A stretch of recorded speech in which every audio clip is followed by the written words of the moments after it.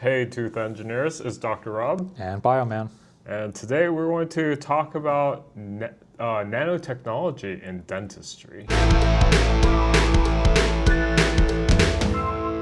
So, it's a topic that Bioman is really familiar with. So, I guess the first question is, can we introduce what nanotechnology is to our Tooth Engineers audience? Sure.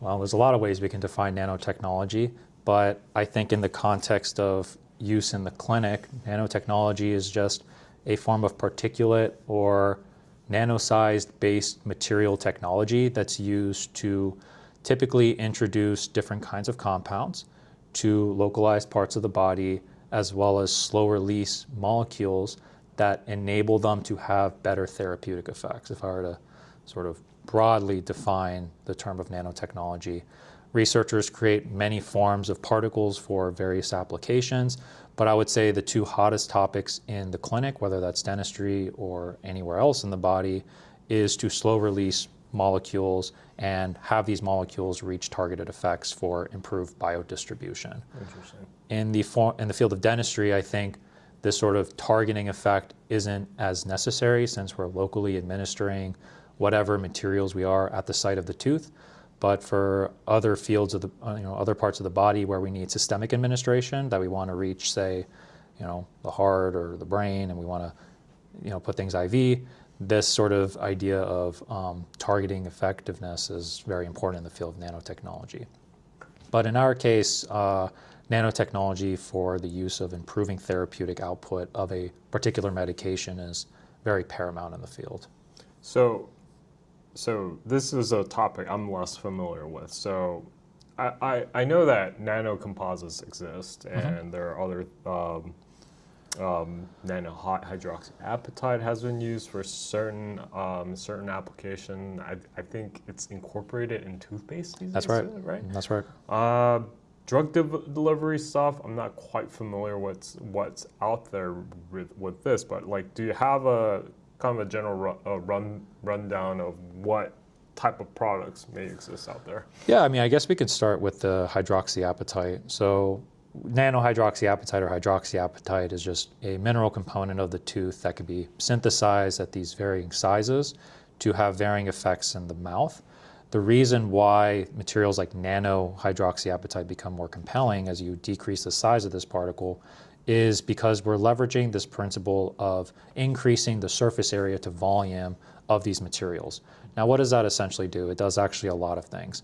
But I think if we were to talk about the main function of increasing surface area to volume ratio, is to increase the functionality of the molecular or atomic components of that material. So instead of thinking of a nanoparticle or nanotechnology as a capsid with material or medication inside, with materials like nanohydroxyapatite, you can think of it as like an agglomeration of molecules of atoms that bind together into the shape, whereby if we want those molecules, hydroxyapatite molecules, to reach the surface of the tooth and elicit its anti-sensitivity function, by having more surface area to volume, these ions can more readily release outside that conglomerate particle to induce the function it wants. So if you have the converse where the volume of this hydroxyapatite particle or capsid is larger than the surface area, so that essentially means a larger particle, as the surface becomes less of a contribution, there's less of a propensity for those atoms or molecules to perform its function, since it takes a longer time for them to come out of the particle of interest. Now, I'm only speaking about particles that are just these agglomerates of molecules and atoms. I touched on that other molecules can be these polymeric vehicles that can release cargo or medication. So just like I talked about with the agglomerate of atoms and molecules, surface area to volume would still apply in the context of releasing medications from a particle into the mouth. So let's say we want to administer a medication that might have a lot of off-target effects, or have this therapeutic window that, if we directly administer, can administer doses of our molecule at too high of concentrations. If that ends up being the case, then that's where the issue of side effects come in. Or let's say one thing that could possibly happen with like dental medications, we have the pulpular area, and there's basically a hole on the bottom of the tooth that could reach, circulation into the bone and other places of the body. As that, when you have the pulp of the tooth, those pulpular nerves actually connect to other parts of the craniofacial area we might not want to reach. So when we talk about, creating molecules that have this, varying half-life that we discussed, we want to create cargo that allows the therapeutic function of these molecules to be localized, released at a proper therapeutic concentration, and stay within that area and then degrade such that it doesn't reach other parts of the body. And to do that, we have to control the release of these molecules and these nanoparticles using, tailored materials that, we as kind of material scientists are good at playing with. That I don't want to get too deep into how we do it, but essentially there are ways to modulate molecules of the polymer to affect how the medications get released and, degrade without getting into other parts of the body. Sure.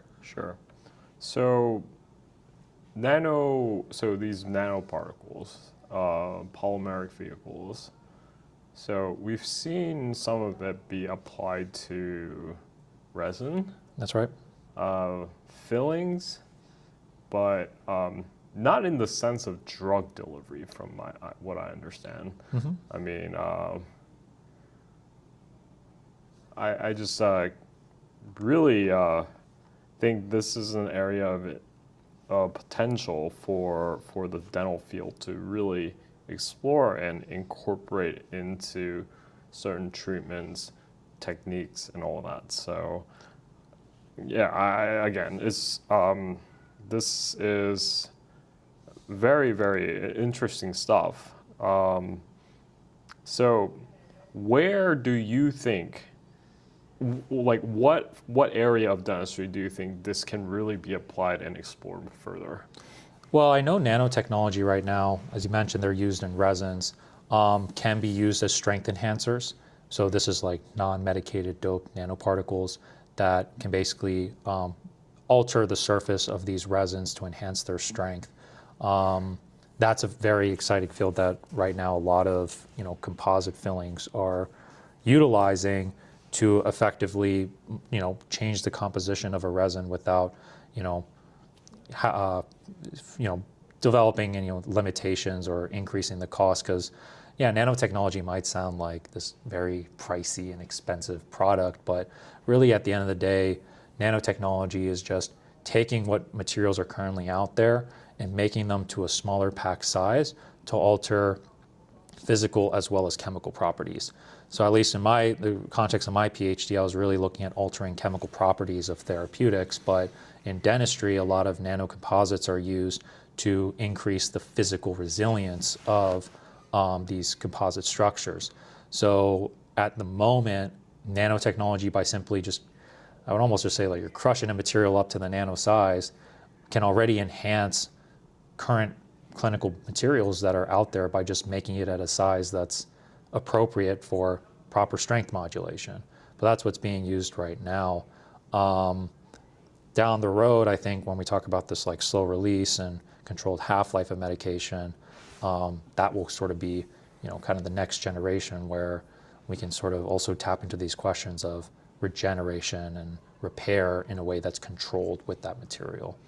Like, I'm aware that there's plenty of like nanotechnology that has been incorporated into like the tissue engineering side of things. Mm-hmm. Sure. And so like there's so many, basically creating things in a nanoscale, on the nanoscale, and incorporating into scaffold materials. There's plenty of literature on it, not exactly familiar with it in the dental context, Mm-hmm. but it's I'd say it's a new frontier that needs to be explored. Oh yeah, absolutely. And I think if we just kind of think about why we want to use nanotechnology in dentistry, we end up finding a lot of beneficial properties when it comes to building things at the nanoscale that take what's already out there clinically and essentially make them better without increasing too much of the cost. But it's not, like I said, it's not so much the fact that we're creating these new materials at the nanoscale that make it expensive. It's really the material itself that makes these products more expensive. But again, as I emphasize, when we take what's standard of care and like a hydroxyapatite and bring it to the nanoscale, what essentially ends up happening is that you gain these new beneficial and functional properties that improve already what's out there clinically in dentistry. So without getting too much into what the materials are, because there's a whole library of materials you can look up on the internet on this, this field of nanotechnology in dentistry becomes really important for those two reasons I mentioned, both the functionality and enhancement of strength for materials that are clinically used. So I think that would be really the take home as to why nanotechnology does really well in the field of dentistry right now. That's good to know. Again, I think we threw quite a bit at you, tooth engineers fam, so I think this is a good place to stop for today. I believe so too. All right, well, if you have any other questions, just comment it down below. Like, comment, subscribe, I guess. But until next time, it's been Dr. Rob. And Bioman. See you guys next time.